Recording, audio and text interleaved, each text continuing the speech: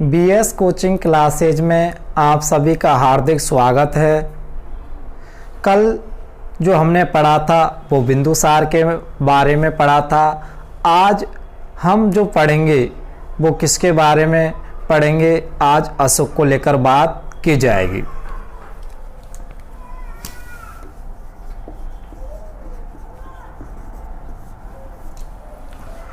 तो सबसे पहले अपन बात करते हैं कि अशोक के जो कौन था, पिता का नाम क्या था, उसकी माता कौन थी, और इसके बारे में महत्वपूर्ण जो बातें वो भी की जाएंगी कि अशोक ने जो उपाधि हैं वो कौन कौन सी उपाधि प्राप्त की थी। और यदि बात करें कि किस अभिलेख के अंतर्गत अशोक का नाम अशोक लिखा मिलता और किस शासक के साथ इसने क्या किया था, युद्ध किया था और किस तरीके से उसको हराया था, अशोक का गुरु कौन था, और इन जो अशोक ने किस तरीक़ा से गुफाओं का निर्माण कराया था, और अशोक ने स्तंभ लेखों में अपने लिए क्या लिखा है। तो वन बाय वन करके स्टूडेंट हम अशोक के बारे में एक एक चीज़ को क्या करेंगे, अध्ययन करेंगे।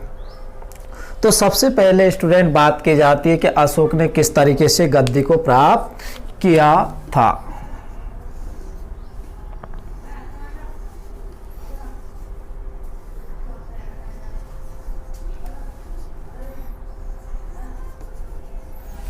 तो बात करते हैं, अशोक ने बताया जाता है इतिहास के अंतर्गत के 99 भाइयों को मारकर अशोक ने क्या प्राप्त की थी, गद्दी प्राप्त की थी। तो अब मगध का शासक कौन बन गया है, अशोक। पिता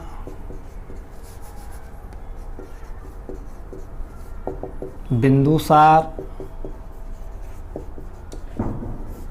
माँ धर्मा, और बात करते हैं पुत्र था इनका अशोक। पत्नी का नाम मिलता है, अशोक की जो पत्नी है, पत्नी की यदि बात की जाए तो अशोक की जो पत्नी का नाम मिलता है वो पत्नी है महादेवी।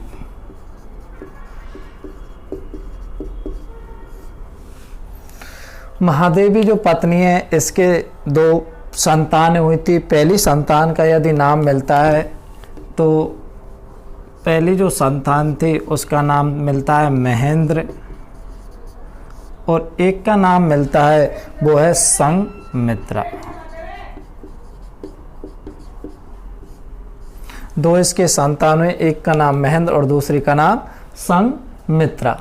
अब बात की जाए, इसकी एक अन्य पत्नी भी मिलती है। अन्य अभिलेखों में अन्य पत्नी का नाम मिलता है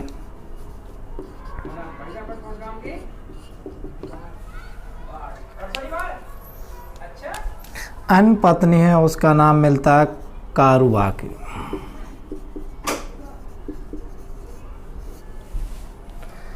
इसके बाद यदि स्टूडेंट अपन बात करें, जो अन्य पत्नी है वो है कारुबाकी है। इसकी जो उपाधि हैं उनकी भी बात कर लेते हैं। उपाधि तो स्टूडेंट इसकी दो उपाधि हैं अशोक की। पहली उपाधि है देवानाम पिय, देवानाम पिय। इसका जो अर्थ होता है वो होता है देवताओं का प्रिय। दूसरी जो उपाधि मिलती है वो है देवानाम पिय दसी, देवानाम पिय दसी। इसका जो अर्थ होता है सभी का प्रिय, सभी का प्रिय। इसके बाद यदि बात कर लेते हैं थोड़ी सी किसके बारे में, अशोक के बारे में। तो अशोक का नाम अशोक किन अभिलेखों में लिखा मिलता है? अशोक का नाम अशोक किन अभिलेखों में लिखा मिला? अशोक का नाम अशोक किन अभिलेखों में लिखा मिला है। तो दो अभिलेख आते हैं, पहला है मास्की मास्की जो कर्नाटक से मिला है, और दूसरा जो अभिलेख है वो है गुजरा। ये जो मिला है ये है एमपी बोलूँ तो मध्य प्रदेश से। कहने का मतलब है जो अशोक का नाम अशोक और जो लिखा मिला है वो है मास्की और गुजरा। मास्की जो अभिलेख है वो कर्नाटक से प्राप्त हुआ है, गुजरा है जो एमपी से मिला। अब आगे यदि बात करें हम अशोक के बारे में,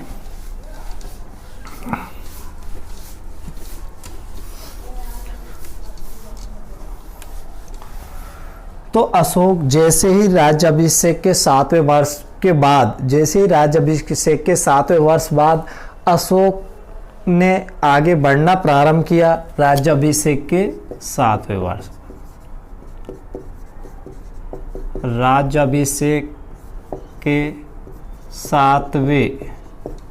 वर्ष पश्चात,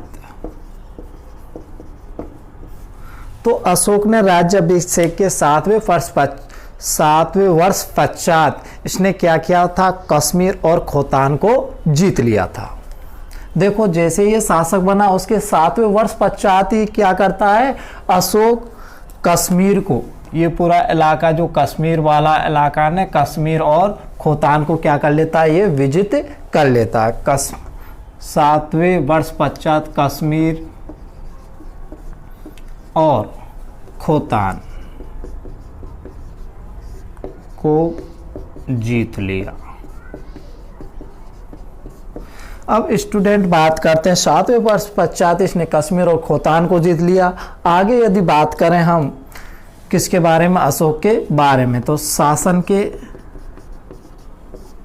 8वें वर्ष में इसने एक बहुत ही अच्छा या शानदार काम किया था, जिसको बताते हैं कि 8वें वर्ष में इसने कलिंग के राजा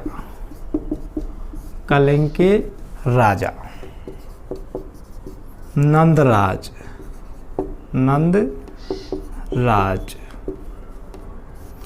कलिंग का राजा था, नंदराज पर आक्रमण किया।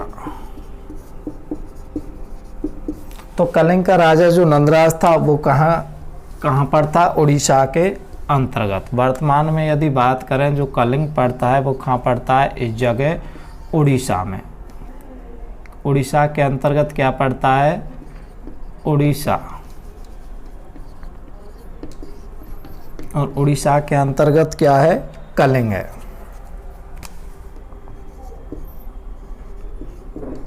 कलिंग, यहाँ का जो शासक है वो कौन है, नंदराज। उड़ीसा के अंदर कलिंग पड़ता है और कलिंग का जो शासक है वो नंदराज है। तो इसकी जो जानकारी मिलती है वो हाथी गुफा अभिलेख से मिलती है। हाथी गुफा अभिलेख से यह जानकारी मिलती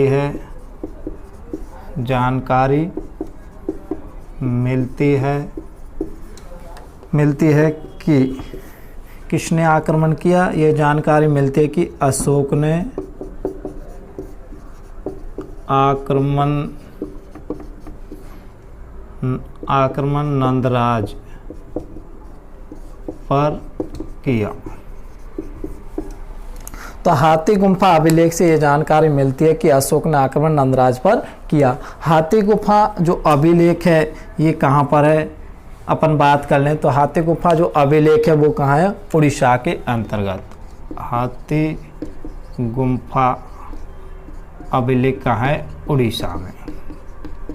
उड़ीसा से ही प्राप्त हुआ हाथी गुफा अभिलेख। आगे यदि अब देखो स्टूडेंट, जो मगध का शासक अशोक है और अशोक ने किस पर अटैक किया, कलिंग के राजा नंदराज पर अटैक किया। तो मगध की जो सेना आती है और नंदराज पर अटैक कर देती है। यहाँ पर भयंकर नरसंहार होता है और इसमें लाखों लोग मारे जाते हैं, लगभग 1.5 लाख लोग क्या हो जाते हैं, घायल हो जाते हैं। तो इस बात को कौन देखता है, जो मगध का शासक अशोक जब देखता है तो चारों तरफ लाशें लाशें बिखरी मिलती है, तो अशोक का हृदय क्या हो जाता है, विचलित हो जाता है, और विचलित होने के कारण उसी समय वो क्या करता है, शस्त्र त्याग की घोषणा कर देता, अर्थात भीरी घोष के स्थान पर धम्म घोष की क्या कर देता है स्टूडेंट, स्थापना कर देता है। तो इस युद्ध के अंतर्गत स्टूडेंट, इस युद्ध के अंतर्गत स्टूडेंट जो लाखों लोगों की क्या हुई, हत्याएं हुई। इस युद्ध में लाखों लोगों की मृत्यु हुई और 1.5 लाख लोग घायल हो गए।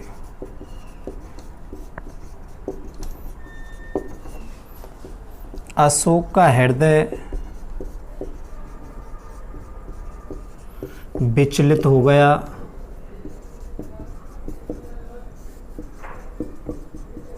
कहने का मतलब जब इतना उसने अशोक ने भयंकर नरसंहार देखा तो अशोक का हृदय क्या हो गया, विचलित हो गया। और विचलित होकर के अशोक ने क्या किया, शस्त्र त्याग की क्या कर दी भैया, घोषणा कर दी कि आज के बाद हम कभी भी जिंदगी में क्या नहीं उठाएंगे, शस्त्र नहीं उठाएंगे। इस तरीके से अशोक ने क्या कर दी, शस्त्र त्याग की घोषणा कर दी थी।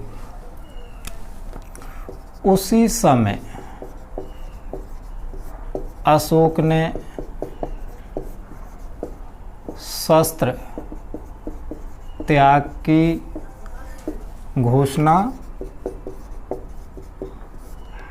की, अर्थात स्टूडेंट मैं कह सकता हूं कि भीरी घोष के स्थान पर क्या अपनाया था, धम्म घोष को अपना लिया था। भीरी घोष के स्थान पर धम्म घोष को अपना लिया।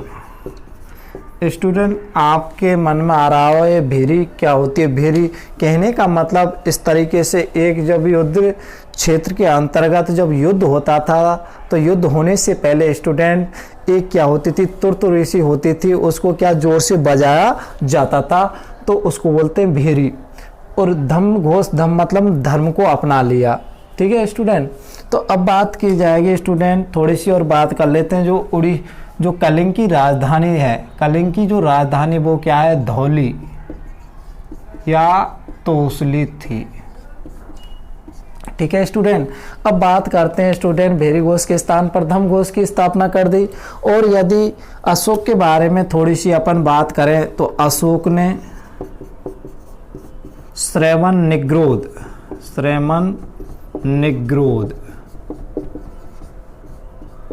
और उपगुप्त श्रवण निग्रोध और उपगुप्त के संपर्क में आकर, किस में आकर, संपर्क में आकर के बौद्ध धर्म में दीक्षित हो गया। कहने का मतलब स्टूडेंट, अशोक किसके संपर्क में आता, श्रवण निग्रोध और उपगुप्त के संपर्क में आकर के ये किस में दीक्षित हो गया, बौद्ध धर्म के अंतर्गत दीक्षित हो गया। कौन, अशोक। लेकिन स्टूडेंट एक और बात बताई जाती है अशोक के बारे में कि जब अशोक बौद्ध धर्म में नहीं था तो इससे पहले राजतरंगिणी जो कलहन की है, राजतरंगिणी किसने लिखी है, कलहन ने। तो राजतरंगिणी के अनुसार बताया जाता है कि अशोक किसका उपासक था, शिव का। राजतरंगिणी कलहन के अनुसार बताया जाता है कि अशोक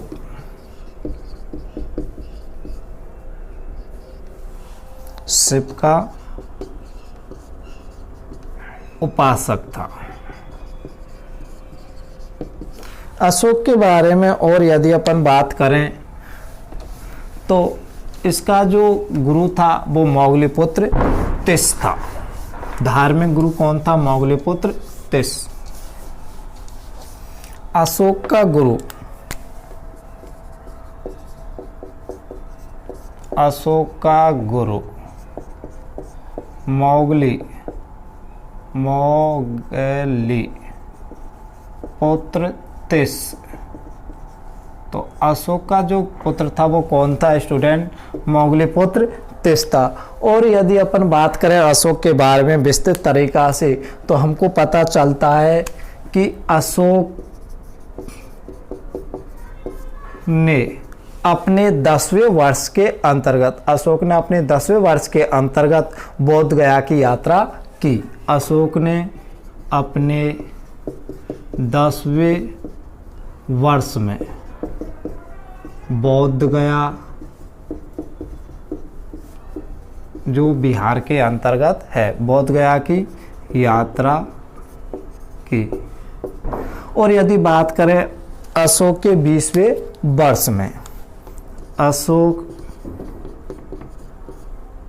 अशोक ने अपने शासन काल के 20वें वर्ष में लुम्बिनी जो क्या है नेपाल के अंतर्गत आता है, लुम्बिनी की यात्रा की। अब बात करते हैं अशोक ने जो बराबर के अंतर्गत, अशोक ने वेरावल जो ये बिहार के अंतर्गत आता, बराबर के अंतर्गत 4 गुहाओं का निर्माण करवाया। कहने का मतलब अशोक ने क्या किया था? आजीवकों के लिए, किनके लिए? आजीवकों के लिए 4 गुहाओं का निर्माण करा। आजीवकों के लिए, आजीवक कौन होते हैं? साधु संत। आजीवकों के लिए ये 4 गुहा कौन कौन सी? पहली बात करें तो कर्ण है, दूसरी की बात करें तो सुदामा, और तीसरी की बात करें तो है विश्व झोपड़ी, और चौथी जो गुफा है वो है चापार। तो कहने का मतलब स्टूडेंट अशोक ने बराबर जो बिहार के अंदर है 4 गुहाओं का निर्माण कराया। आजीवकों के लिए पहली है कर्ण, दूसरी है सुदामा, तीसरी है विश्व झोपड़ी और चौथी है चापार। तो ये आजीवकों के लिए इसने क्या दे दी? 4 गुफाएं दान में दे दी। अब यदि और अशोक के बारे में हम डिटेल से जाने तो पता चलता है कि रुमंदेई अभिलेख के अंतर्गत अशोक ने क्या बातें बताई गई है। रुमंदेई अभिलेख, रुमंदेई अभिलेख। तो रुमंदेई अभिलेख के अंतर्गत अशोक ने जो भूमि का लगता था वो 1/6 से 1/8 कर दिया। तो रुमंदेई अभिलेख इससे ज्ञात होता है कि अशोक ने भूमि का 1/6 से 1/8 कर दिया। कहने का मतलब अशोक ने क्या किया था? भूमि कर 1/6 से करके 1/8 कर दिया। और यदि बात करें किसके बारे में? अशोक के बारे में, तो थोड़ी सी और स्टूडेंट अपन को अशोक के बारे में जानकारी प्राप्त होती है, उसके बाद आपका अशोक क्या हो जाएगा? खत्म हो जाएगा। तो अशोक ने जो बात कही थी किसके बारे में? अशोक की यदि बात कर लेते हैं तो थोड़ी सी और, अशोक ने अपने आप को, अशोक ने अपने को लघु शिलालेखों में बुद्ध शाक्य कहा है। लघु शिलालेखों में बुद्ध शाक्य बुद्ध शाक्य कहा है। तो स्टूडेंट इस तरीके से हमारा जो अशोक है वो क्या होता है, कंप्लीट होता है स्टूडेंट। तो आप इसको ज़्यादा से ज़्यादा क्या करें, लाइक करें, शेयर करें, और स्टूडेंट आप एक बार इसे सब्सक्राइब तो ज़रूर करें और कमेंट्स करना बिल्कुल ना भूलें।